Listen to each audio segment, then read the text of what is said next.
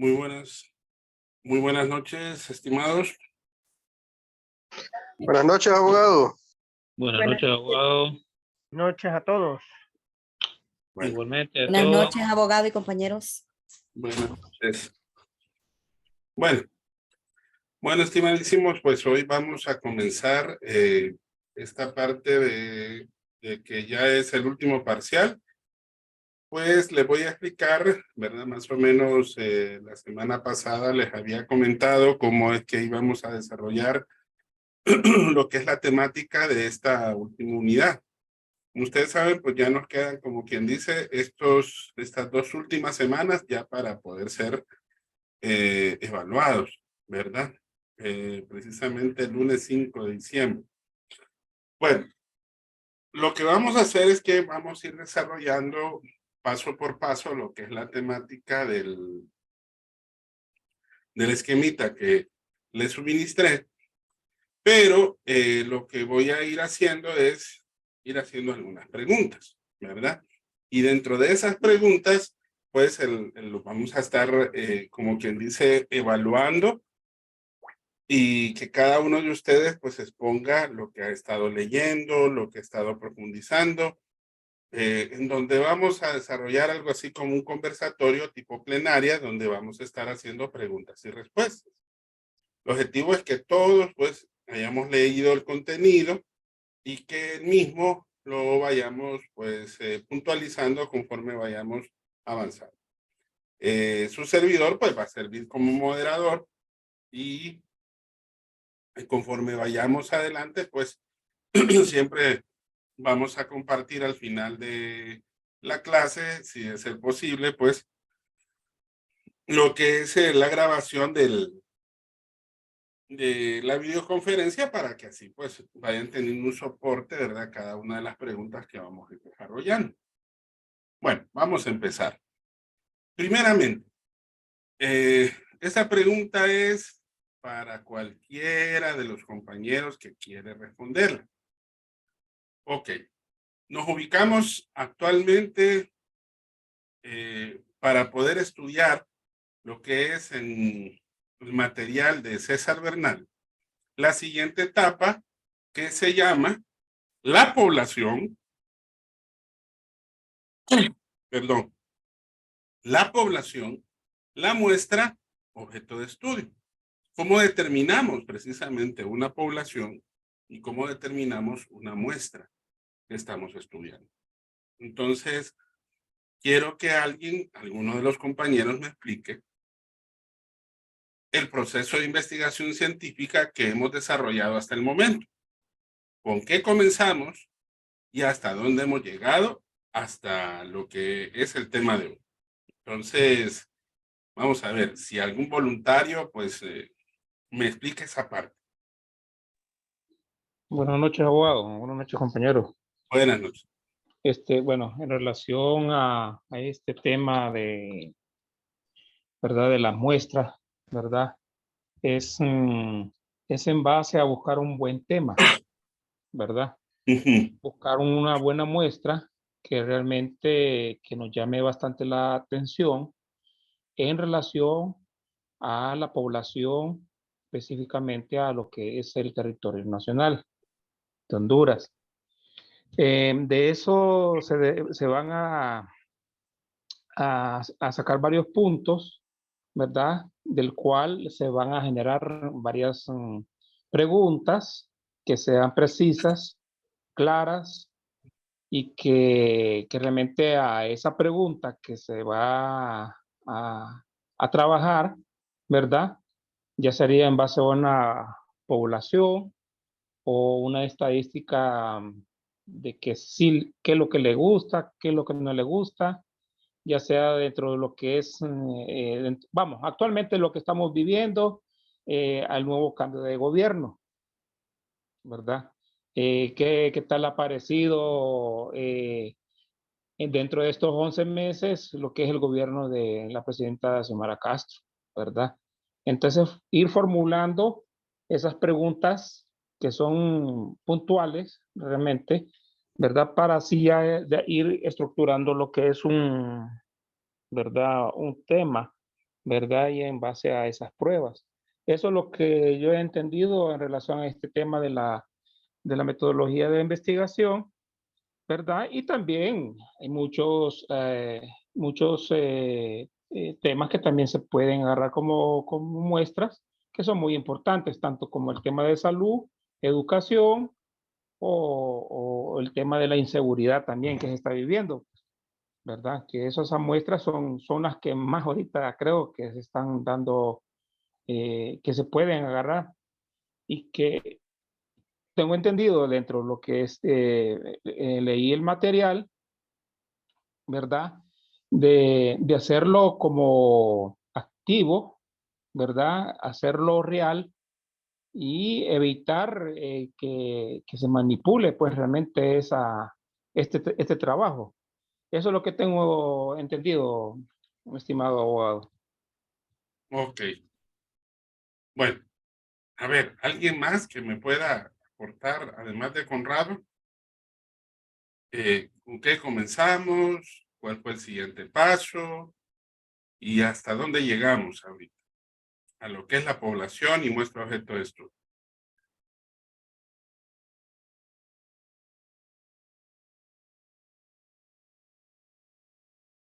Lo hacemos democráticamente. Buenas noches, abogado. Dígame, Dani, adelante. Bueno, yo tomo como ejemplo la figura 7.14 del material que nos dio, donde es como quien dice, como una espiral, como una espiral. ¿Va? Nosotros empezamos con el tema de investigación, de ahí definimos el tema, buscamos ideas. Es la primera etapa que hicimos, definir el tema, eh, con las ideas que teníamos ya plasmadas. Después, continuamos con el problema de investigación, plantear el problema. Y como toda estructura o toda investigación va estructurada, tenemos que tener primero una pregunta general que englobar el tema de investigación y las preguntas específicas. Teniendo esto, después procedimos con lo que fue los objetivos. Ya sería como, digamos, la segunda etapa de la investigación, plantear nuestros objetivos. El objetivo general, que sería englobar lo que es la pregunta general y el tema de investigación. Y los objetivos específicos, que sería ya evaluar lo que son sería de acuerdo a las preguntas que planteamos. En la primera pregunta sería un análisis, en el segundo sería buscar las causas, englobar así los objetivos, sucesivamente. Después, hasta el punto que llegamos nosotros ahorita realmente en la investigación, fue la justificación de la investigación, el por qué vamos a hacer esa investigación, cuáles van a ser sus alcances, lo vamos a definir. Y ya prácticamente nos faltaría lo que es realizar todo el marco de referencia o el marco teórico, ¿va?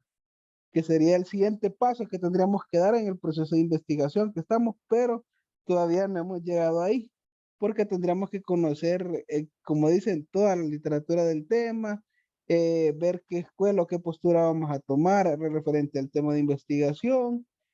Y ya definiendo todo eso, pues continuaríamos definiendo el tipo de investigación que vamos a hacer, plantear, como dicen, como haríamos una investigación descriptiva, no sería necesario plantear una hipótesis, porque haría con enfoque cuantitativo. Y al final, como dijo usted, no vamos a llegar a lo que es definir ya la población y la muestra, porque no vamos a aplicar el instrumento, ya que estuve leyendo que son varios instrumentos como la entrevista, el cuestionario, que son las etapas, ya digamos para terminar la investigación. Hasta ahí estamos hasta el día de hoy. Así es, Dani, exactamente. Nuestro compañero Conrado hablaba precisamente de lo que es la parte más adelante, ¿verdad? De lo que es la población y muestra y cómo este se puede desarrollar, ¿verdad? Dentro de lo que es el objeto de estudio. Pero exactamente, Dani, como bien lo tipificó, comenzamos con la idea de investigación, después seguimos con lo que fue el planteamiento del problema. Cuando ya planteamos el problema, que recuerden que lo primero que hicimos fueron las preguntas, después los objetivos y después la justificación. Ahí mismo, una vez que ya nosotros creamos las justificaciones, es que empezamos a construir un marco teórico.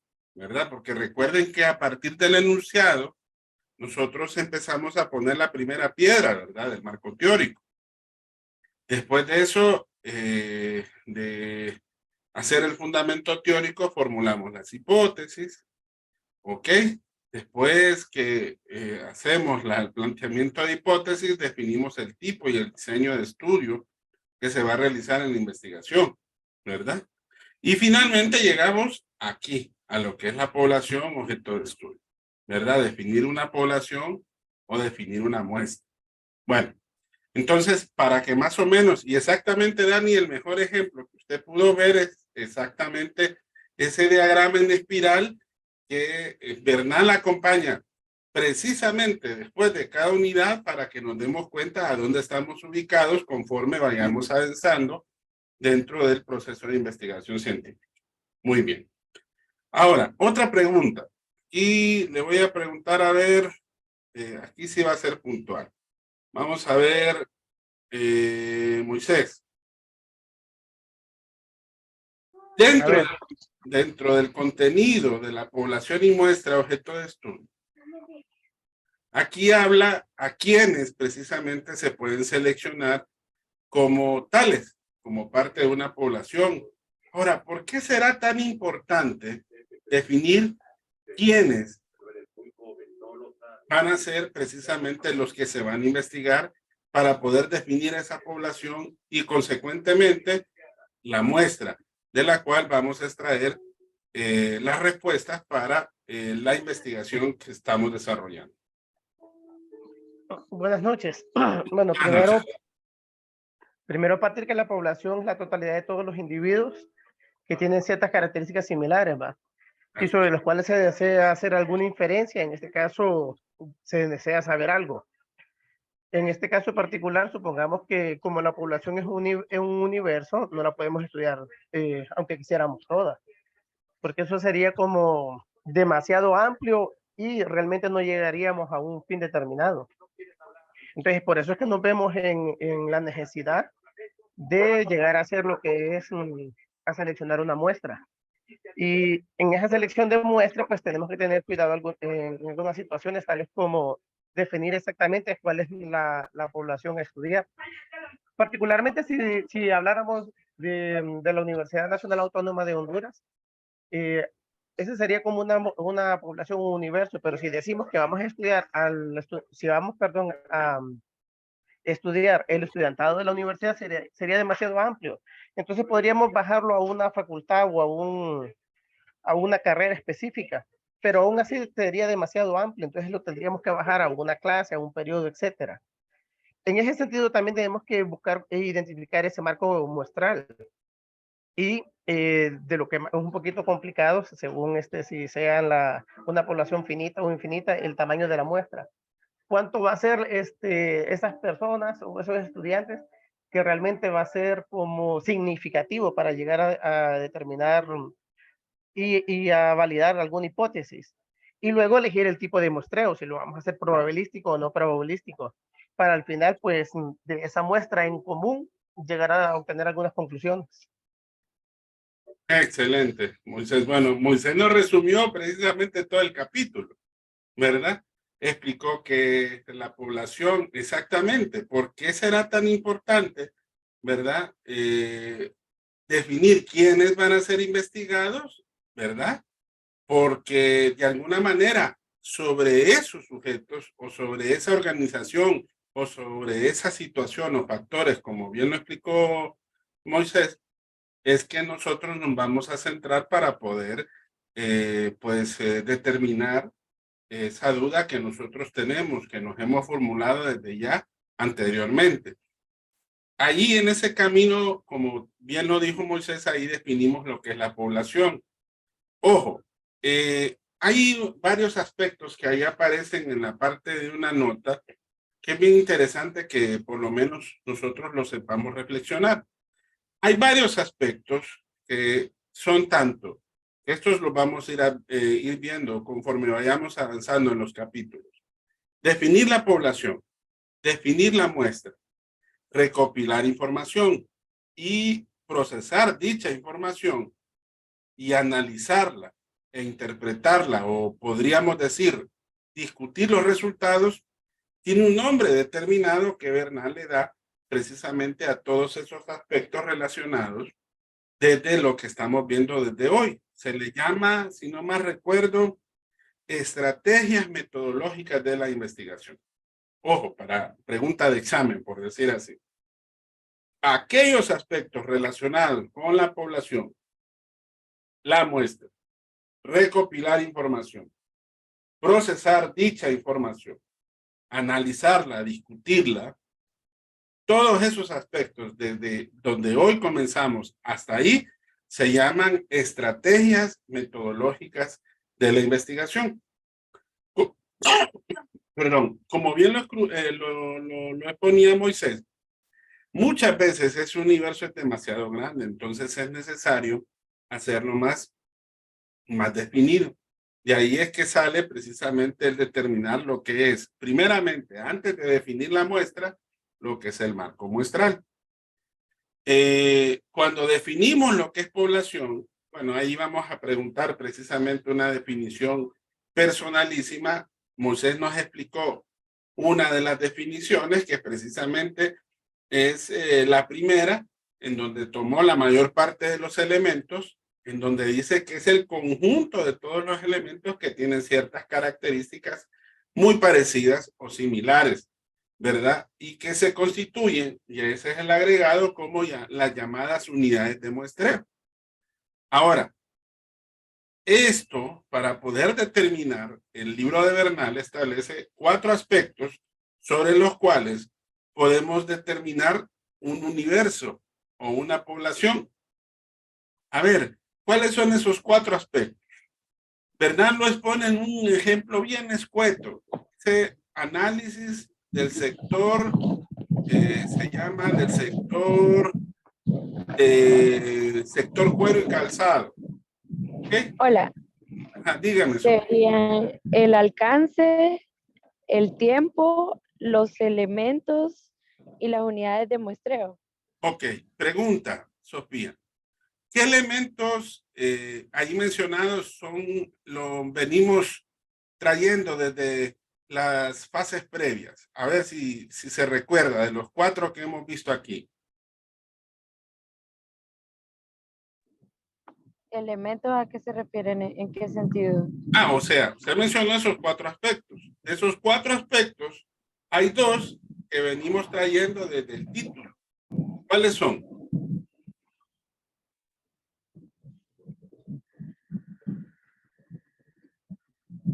Ok, serían las variables. Ojo, no.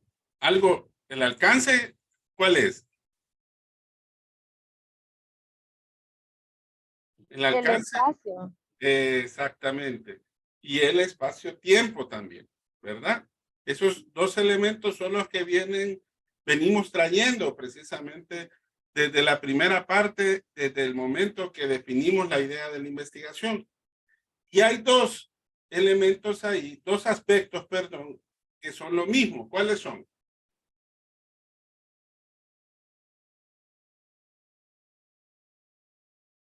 Son los otros 2. A ver.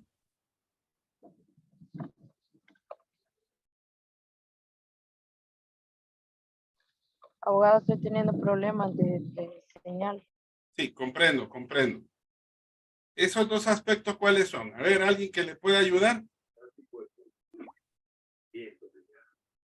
Abogado es el objeto de estudio y el lugar o espacio físico. Ajá, ese es uno y 2. Y los otros 2 aspectos que son muy parecidos, si ustedes se fijan, es, ya se me olvidó, las unidades de muestreo y los elementos, que en el ejemplo son exactamente iguales, ¿verdad? Porque es lo que nosotros definimos como tal. Ok, excelente. Pudimos ver esos 4 elementos, esos 4 aspectos que son los que se recogen para definir la población. Ahora, veamos el marco muestral. Imagínense que yo les digo a ustedes, fíjense de que vamos a definir como población a los estudiantes que están matriculados en la clase de métodos y técnicas de investigación del tercer periodo 2022. Eso significa que nos va a tener que, de todas esas secciones, creo que en la mañana hay una sección, si no más recuerdo, y en la tarde hay 2 secciones, hay una sección más, creo que hay un total de 4 secciones. Es lo que sería nuestro universo. Pero ¿cuál sería la fuente o marco muestral de donde nosotros formalmente tomaríamos las unidades de muestreo o las unidades de análisis para poder nosotros definir posteriormente la muestra? A ver, ¿quién me podría dar esa respuesta? Serían las secciones que son, o sea, el total de las secciones más la matrícula por cada sección. ¿Y la matrícula dónde lo observa, Dani? Sería en los listados. Exactamente. Ese sería nuestro marco muestral. ¿Por qué? Porque es la lista que formalmente nos proporciona, en este caso, la oficina de registro, para que de ahí nosotros definiéramos y estableciéramos nuestro marco muestral. Les voy a dar otro ejemplo para que miren que la cosa puede cambiar. Imagínense que les diga, no tenemos definido exactamente un listado, pero sí tenemos definido un espacio geográfico. Vamos a hacer una investigación en donde vamos a determinar o vamos a definir como población a todos aquellos adultos mayores que en la ciudad de Comayagüela sean o se encuentran, por ejemplo, en condiciones de que se encuentren como vagabundos. O sea, que en otras palabras no tienen un hogar determinado, duermen en la calle, comen en la calle, etcétera, etcétera. Si nosotros quisiéramos establecer un marco muestral, ¿sobre qué lo tuviéramos que definir primeramente? No tenemos un listado. ¿Qué tendríamos que hacer? Pero sí tienen una parte de la información. Yo les di que. El lugar. Exactamente. El espacio físico geográfico. ¿Ven por qué es importante esos 2 aspectos que nosotros vimos anteriormente? Porque nosotros tendríamos que levantar un mapeo y como nos enfocamos en la ciudad de Comayagüela, entonces a partir de ahí tendríamos que pues empezar desde cero, o en cuyo caso pudiéramos conseguir información de alguna organización que posiblemente o que pueda tener en sus manos alguna información sobre dicha condición o objeto o unidad de muestreo, que es muy difícil. Casi siempre a uno le toca hacer ese tipo de investigación científica. Abogado. Díganme. Sí, vamos, en ese caso ya tenemos como referencia lo que es las personas que viven en esas condiciones. Pero vamos, ya viéndonos de la extensión territorial de Comayagüela, es bien extenso. Entonces ahí se me viene a la mente, vamos, y decir, bueno, voy a agarrar un punto de referencia, que es exactamente el punto de referencia de Comayagüela, y donde veo más indicios de ese tipo de personas, puede hacer directamente los mercados, porque ahí toda la gente va a dar, vamos, y como buscar las maneras como sobrevivir, cómo comer, cómo vestir, cómo dormir. Entonces, para mí sería buscar un punto de referencia. Y yo lo ubicaría así ya directamente a un mercado, pues ya sería el mercado de las Américas, junto con el San Isidro y el Colón, y así, pues respetando lo que es ese marco, ¿verdad? De investigación.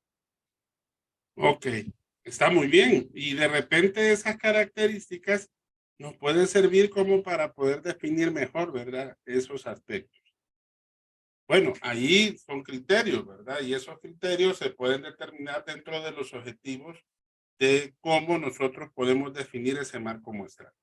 Pero es para que nos percatemos, Conrado y demás compañeros, que el marco muestral es aquella fuente de dónde nosotros podemos extraer todas aquellas unidades de muestreo. Pregunta de examen. Ese es el marco muestral, ¿verdad? Todas esas unidades de muestreo. Es la fuente, es el origen de donde nosotros podamos extraer precisamente a las unidades de muestreo, como también a aquellas unidades que vamos a investigar dentro de la población. En otras palabras, son los sujetos del estudio. A eso se refiere el marco muestral. Ahora, Moisés hablaba también de la muestra y hablaba que precisamente debido a esa situación de que no podemos nosotros dentro de una población, vaya, por ejemplo, Conrado al principio habló de la población de Honduras. Imagínense, más o menos ya somos casi un poco más de 9 millones de habitantes. Si quisiéramos hacer un estudio en nuestro país y tomáramos a todos como sujetos de una población, nos llevaría décadas hacer una investigación. Entonces es necesario definir una muestra. Y la muestra es, como bien lo decía Moisés, es una parte representativa. Vaya, a ver si leyeron el otro material. El material de Tapia dice que hay 3 cualidades que debe de tener toda muestra. ¿Cuáles son esas 3 cualidades? A ver si alguno de ustedes lo logró leer o lo logró asimilar. ¿Cuáles son esas 3 cualidades de una buena muestra? Desde el punto de vista de la validez estadística. Ojo, validez estadística. A ver.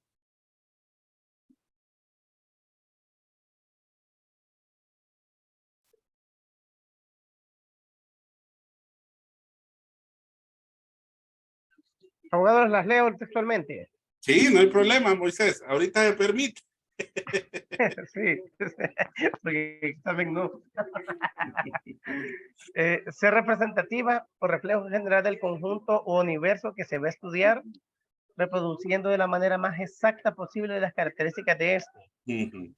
Que su tamaño sea estadísticamente proporcional al tamaño de la población y que el error muestral se mantenga dentro de los límites aceptables. Así es. Sí. Estadísticamente hablando, ojo, ¿verdad, Moisés? Porque si ustedes se fijan, al decir que debe de ser un reflejo, es casi como un clon, casi como que esté imitando ese pedazo. A la población. A la población. Imagínense qué complicado será, ¿verdad? Porque es casi, bueno, es imposible. ¿Cómo usted va a reproducir exactamente dentro de una muestra esa población objeto de estudio? Claro, recuerden que esa percepción es en la medida de lo que sea posible. Si ustedes se fijan, esas 3 cualidades, habla de esos 3 aspectos. Estadísticamente proporcional, oigan el término, reflejo representativo y dentro de los límites aceptables. Esos son los términos que nosotros tenemos que manejar. Ahora, esa parte ya estadística, no se preocupen, no la vamos a evaluar, ¿verdad? Porque para eso tendríamos que ver la fórmula estadística para poder determinar una muestra. Eso ustedes lo pueden leer a partir de las subsiguientes páginas. Si no más recuerdo, bueno, empezamos en la 161, 162 y 163. En el 164, ustedes van a ver ahí unos ejemplos prácticos. Hay casos y talleres. Ojo, eso no viene en el examen. Si ustedes se fijan, hasta ahorita solo vamos a ver conceptos y definiciones. Esto ya ustedes lo van a ver, por ejemplo, ya cuando estén en la parte del módulo, ya desarrollando la investigación científica. Ustedes ahí van a ver, por ejemplo, cómo estimar el tamaño de una muestra estadística que sea representativa en una población. Entonces, no es lo mismo hacerlo de manera teórica que ya hacerlo de manera práctica, ¿verdad? Que para eso, pues, hay que ver cada uno de esos casos. Y la gran ventaja que tiene este texto, si ustedes se fijan, es que tiene varios ejemplos prácticos. Y eso lo puede evidenciar ahí en la página 164, 165, 166. Bueno, hasta ahí se les explica cuál es el procedimiento para poder realizar precisamente ese análisis estadístico. Que lo pueden leer, pero por su cuenta, solamente para que ustedes puedan darse cuenta de cómo se determina una buena muestra, pero estadísticamente hablando, ¿verdad? Pero ya vemos que dentro de la parte conceptual, esos son las 3 cualidades de una buena muestra. Bueno, ahora quiero hacerles otra pregunta. Sigo haciéndolo de manera general, porque este es el primer día. Para que mañana, pues, ahí sí les voy a preguntar uno por uno. Aunque de repente sí les pueda preguntar, pero en algunas cosas que son un poquito más prácticas. Moisés mencionó 2 tipos de muestreo. Habló del muestreo probabilístico y el muestreo no probabilístico. A ver, ¿alguien logró leer esa parte? ¿Qué es el muestreo, por ejemplo, probabilístico? ¿Qué pasa con la selección de las unidades de muestreo? ¿Qué pasos hay que seguir? Sí, dígame, Conrado. Sí, bueno, en la muestra, bueno, es un todos los elementos.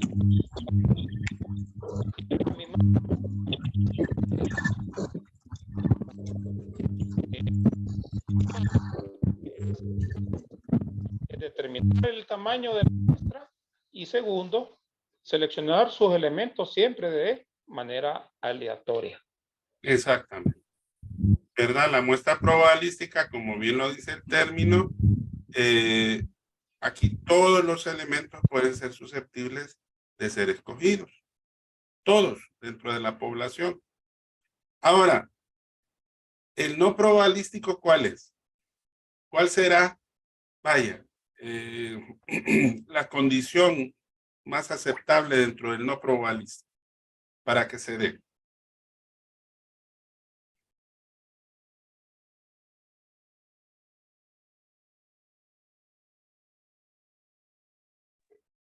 Donde el investigador escoge, abogado. El investigador que escoge, ¿dentro de quién? El criterio para, o sea, supongamos si fuesen personas, vaya, por decir algo, fuesen estudiantes de la carrera de ciencias jurídicas, entonces no probabilístico, perdón, probabilístico sería los que anden de camisa roja, les pregunto. Y en el no probabilístico sería que el investigador va a decir, a él lo detengo, este no, este sí. Él va escogiendo a quien él, de manera a priori, él desea escoger. Exactamente. Y de repente con algún criterio. El criterio puede ser, ojo, eso sí, que el criterio no debe de ser al azar. Ese es propiamente el probabilístico. Exactamente. Ahora, ¿cuál creen ustedes que será la diferencia? Y esta es pregunta de examen. Entre el probabilístico y el no probabilístico. A ver si alguien logró captar esa parte. Esa es pregunta de examen también. Buenas noches, abogado. En el probabilístico tomamos una muestra general. O sea, y nosotros seleccionamos los individuos al azar. En el no probabilístico, los individuos o el criterio de evaluación depende del investigador. Por ejemplo, en la universidad, para un no probabilístico podría ser las personas que han sufrido acoso sexual por parte de los mismos estudiantes o de los docentes o de algún cargo administrativo. Eso sería ya criterio del investigador que va a tomar los estudiantes, pero el criterio del investigador sería que haya sufrido o haya tenido algún tipo de situaciones. Ok, pero en cuanto a sus resultados, y bien lo explicó Dani, solo que aquí hay que puntualizar 2 aspectos. En cuanto a los resultados, en el probabilístico, ¿los resultados son generalizables a la población o son generalizables a la muestra? ¿Qué cree usted, Dani? De acuerdo Hay a lo que me dijo, de acuerdo a lo que me dijo. Es correcto. Ahí hay una diferencia. En los probabilísticos, el resultado se puede generalizar a la muestra, pero en el no probabilístico, solo a la población que se tomó, solo a la muestra en sí, no a todos en común. Ok, entonces en este sentido, en el primero, que es el probabilístico, cualquiera de la población puede ser escogido. Entonces los resultados son generalizables a la población. ¿Ok? Pero como bien lo dijo Moisés, en el no probabilístico, ¿sobre quiénes son los resultados? ¿Sobre la población o sobre la muestra? Sobre la muestra. Exactamente. Esa es la diferencia toral.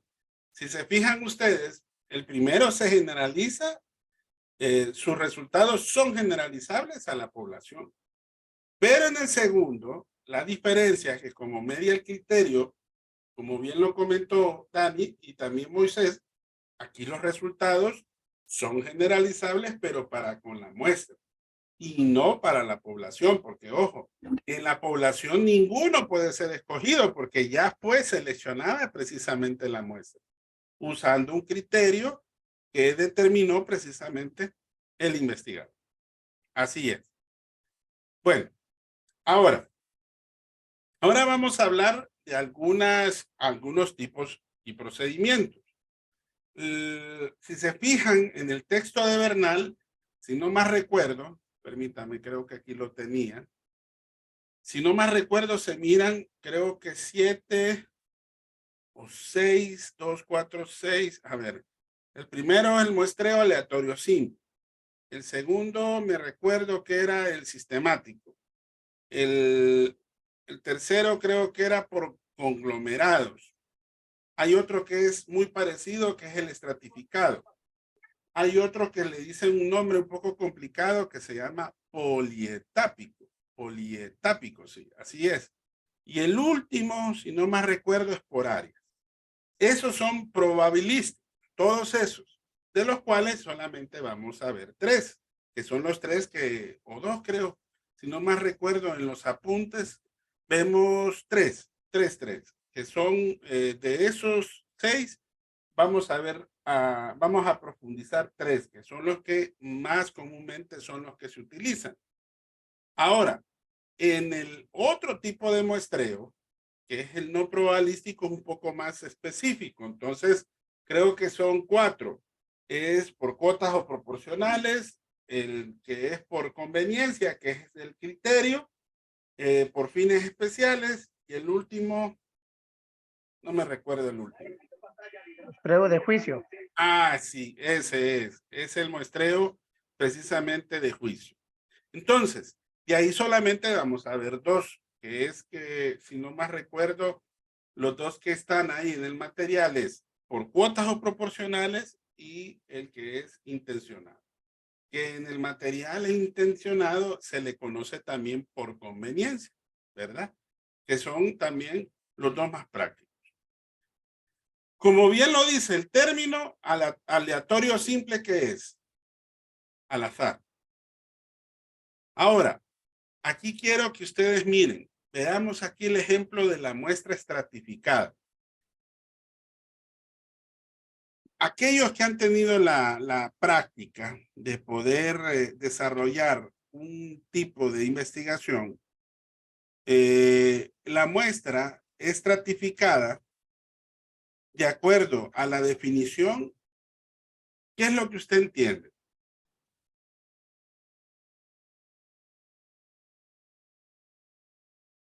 Que tiene varias partes. Ajá, ¿sí? ¿Por qué? ¿Por qué, Sofía? La estratificada, por ejemplo, ¿cómo podemos dividirlo? O cómo hace el investigador, por ejemplo, para subdividirlo.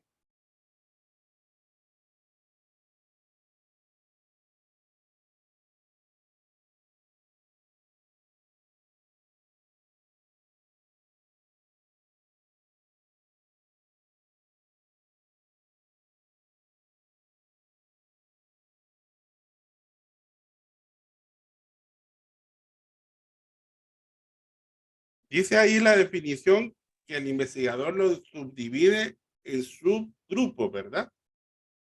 ¿Cómo pueden ser esos subgrupos? Abogado, por ejemplo, ahí en ese caso, eh, Moisés, yo creo que dio un ejemplo. Tenemos la población de la universidad, ¿no? Lo podemos subdividir por carreras.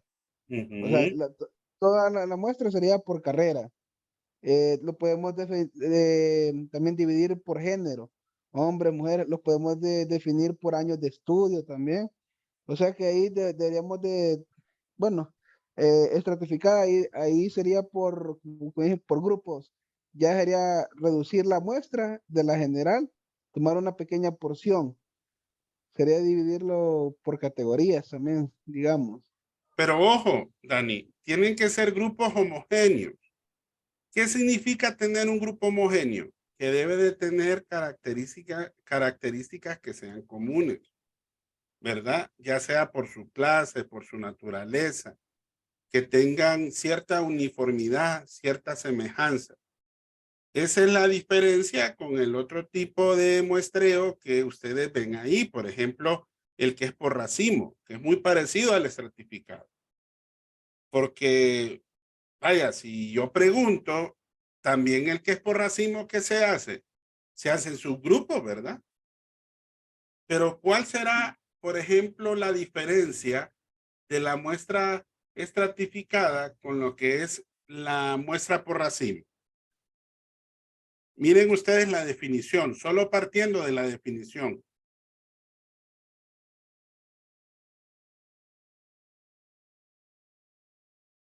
¿Alguna idea?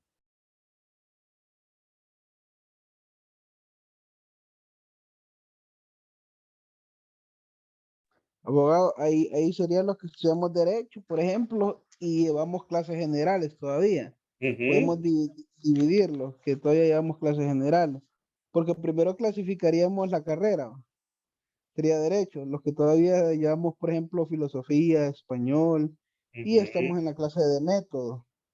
Ahí ya lo estamos dividiendo por subgrupos, me acuerdo en estadística vieja, que era dividirlo, un grupo, tenemos, digamos que todo el conjunto, que es la población total, el universo.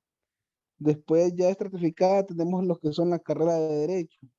De ahí sería el racismo, serían los que llevan español, filosofía, estadística, de un otro subgrupo específico, de los que están llevando la clase de metodología. Entonces ya tenemos, sería como clasificar lo que ya está clasificado, más o menos. Exactamente, algo así. Si usted se fija, aquí generalmente la muestra por racimo tiene 2 etapas, aunque ahí no se menciona. Porque el racimo, ¿qué es? Vaya, imagínense ustedes como que tuvieran las uvas, bueno, tan ricas que son para Navidad, ¿verdad? Que ya viene el tiempo navideño. Usted lo que mira son diferentes subgrupos, ¿sí, verdad? Y usted ve que se dividen de diferentes formas.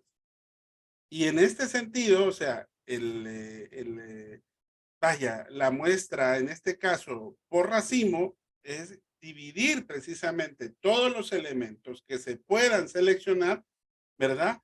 Con pocos miembros dentro de cada racimo o dentro de cada grupo o subgrupo, ¿verdad? Vaya, les podría dar otro ejemplo, además del que dio Dani. Creo que aquí se los había buscado, si no más recuerdo. A ver. Aquí tenía uno. Solo para que vieran ustedes. Sería bueno que ustedes buscaran en la web algunos ejemplos para poder comprender mucho mejor, por ejemplo, cada uno de ellos, ¿verdad? Vale, por ejemplo, aquí dice, muestreo por racimo en 2 etapas. Supongamos que el propietario de un negocio quiere explotar el desempeño estadístico de sus plantas de trabajo, que se extiende a través de varias partes del país, ¿ok? Teniendo en cuenta la cantidad de sucursales, el número de empleados por planta y el trabajo realizado en cada planta. El muestreo de una etapa, en este caso, consumiría mucho tiempo, ¿verdad? Y dinero. Por eso es mejor emplear un muestreo por racimo. ¿Qué significa? El propietario crea muestras de empleados que pertenecen a diferentes sucursales para formar grupos y luego los divide en el tamaño y el estado de operación de la sucursal. Es así que se forma un muestreo por racimos. ¿Por qué? Porque en este sentido siempre será al azar. Esa es la diferencia que tiene con el otro tipo de muestreo. ¿Por qué? Porque se convierte posteriormente en aleatorio simple, ¿verdad? Entonces es para que miren cómo en ejemplos prácticos podemos nosotros precisamente definir un tipo de muestreo. Ojo, los tipos de muestreo van en razón precisamente del diseño que usted ha preparado dentro de la investigación propiamente dicha, porque usted va a saber, de acuerdo a su objeto, qué tipo de muestreo es el que le conviene más para poder obtener la información que usted requiere. Bueno, ya ahorita pues se nos está acabando el tiempo, nos vamos a quedar aquí.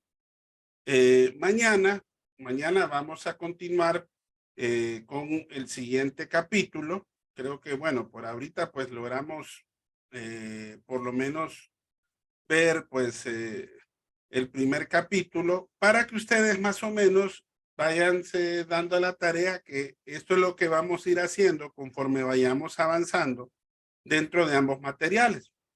Mañana sí vamos a tratar de ser un poquito más puntuales, porque recuerden que tenemos ya lo que resta de esta semana y la próxima, ¿verdad? Por lo menos en avanzar en lo que es la parte de la obtención de la información y el procesamiento de la información, ¿verdad? Mañana, si Dios lo permite, ¿verdad? Que son, pues, dos partes del texto que son un poquito más concretas. Por lo menos para evacuar la primera etapa de lo que es la parte del anteproyecto. Y también a la par, pues, ir viendo lo que es el resumen de Tapia, María Antonieta, que recuerden que no hay que dejarlo de leer. ¿Por qué? Porque se complementa con esta parte de el material de César Bernal. La otra cosa que se me había olvidado, jóvenes, he tenido algunas dificultades. Yo sé que la mayoría, pues, me enviaron sus revisiones entre ayer y hoy, de los trabajos que teníamos pendientes desde el viernes y sábado y no los he podido revisar. Yo les prometo que hoy, aunque tarde, les voy a dar su revisión para que ya mañana terminamos ya totalmente lo que son los trabajos que tenemos pendientes del segundo parcial. Y continuamos revisando los exámenes para ver si hacemos la revisión del examen. Lástima, sinceramente, como recuerden que las clases pues que tenemos ahorita son de carácter virtual, porque si hubiera sido pues haber hecho la revisión precisamente en el momento, ¿verdad? Vamos a ver de qué mecanismo nos valemos para que ustedes puedan hacer la revisión de su examen y de esa manera pues ustedes pues puedan tener pues un insumo para poder ver en qué fue que se equivocaron y cómo pues hacer una retroalimentación, ¿verdad? Del parcial que ya fue evaluado, que en este caso es el segundo parcial. Bueno, no sé si hay alguna otra pregunta antes de cerrar la videoconferencia. Estimadísimo. No, abogado. Bueno, entonces, si Dios lo permite, nos vemos mañana siempre a la misma hora, ¿verdad? Cuídense, feliz noche. Buenas noches, abogado, gracias. Vaya, pues, hasta luego.